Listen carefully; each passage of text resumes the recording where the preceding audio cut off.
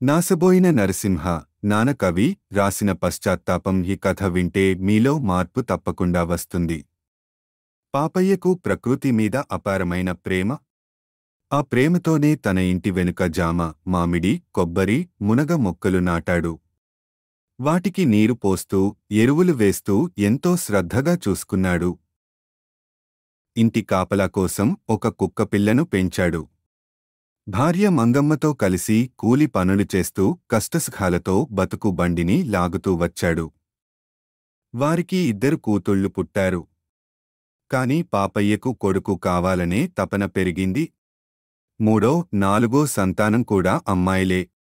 చివరికి మంగమ్మ మళ్లీ గర్భం దాల్చినప్పుడు పాపయ్య ఉత్సుకతతో డాక్టర్ని అడిగాడు. డాక్టర్ గారు, పుట్టబోయేది అబ్బాయా, అమ్మాయా? డాక్టర్ కోపంతో అన్నాడు, జననం కంటే ముందే ఆడ, మగ లింగ నిర్ధారణ చేసి చెప్పడం నేరం. ఈ పరీక్షలు తల్లి, బిడ్డ ఆరోగ్యం కోసం మాత్రమే. కొన్ని నెలల తర్వాత మంగమ్మ బాబుకి జన్మనిచ్చింది. పాపయ్య కల నెరవేరింది. కాని 5 పిల్లలతో బతుకు భారమైంది. తన కూతుళ్ల చదువును ఆపేసి వారిని పనిలోకి లాగాడు. కాని కొడుకును ముద్దుగా పెంచి చదువులు నేర్పించాడు. అయినా కొడుకు చదువులపై ఆసక్తి చూపలేదు. కాలేజీలో ఉన్నప్పుడే పట్నం పారిపోయి చిన్న పని చేసుకుంటూ అక్కడే స్థిరపడ్డాడు. తర్వాత తన ఇష్టానుసారం ఓ అమ్మాయిని ప్రేమించి పెళ్లి చేసుకున్నాడు. తల్లిదండ్రులను చూడడమే మానేశాడు. పాపయ్య తన కూతుళ్ల పెళ్ళిళ్ళు జరిపాడు. వయసు మీద పడటంతో పని చేయలేకపోయాడు. తన కొడుకు వృద్ధాప్యంలో తాను చూసుకుంటాడని నమ్మాడు.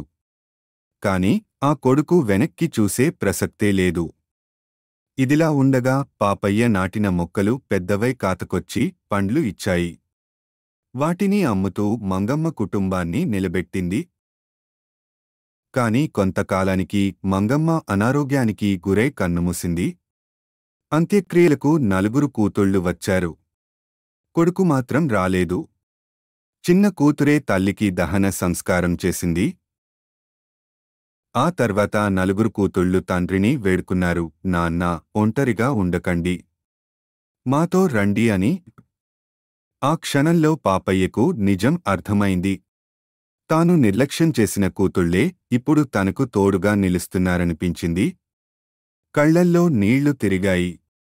పశ్చాత్తాపం అతన్ని కుంగదీసింది. కొద్ది రోజులకే పాపయ్య గుండెపోటుతో మరణించాడు. అతని అంతిమయాత్రను 4 కూతుళ్లే పాడే మోసి తండ్రికి చివరి సంస్కారాలు చేశారు. అవసాన దశలో ఆదుకుంటాడని ప్రేమతో పెంచుకున్న కొడుకు మాత్రం రాలేదు. చిన్ననాటి నుంచి పెంచిన విశ్వాసపాత్రమైన కుక్క అతని పాదాల వద్ద కూర్చుని బోరున విలపించింది. పశ్చాత్తాపం లాంటి ఈ కథను బట్టి పాపయ్య లాంటి ఓ తండ్రి తెలుసుకోవాల్సిన విషయం ఏమిటంటే, పుట్టింది కొడుకైనా కూతురైనా ఆడ మగ వివక్షత లేకుండా పెంచి పెద్ద చేసి ఇద్దరికీ సమాన విద్యాబుద్ధులు నేర్పించి వారికి పెళ్లి చేసిన తర్వాత కూడా సమానంగా చూసుకోవాలి.